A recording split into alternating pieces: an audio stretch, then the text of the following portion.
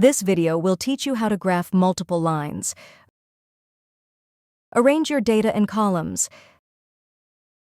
Select the data you wish to graph. Click the Insert tab.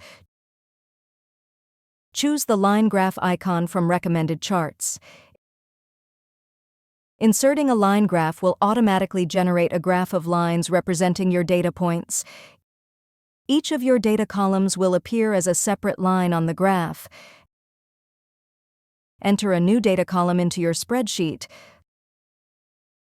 Select the graph and click the chart option at the top of your spreadsheet. Click the Select Data.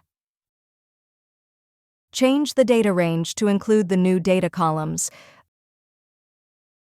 Updating a graph's range of data will automatically plot that data on the graph.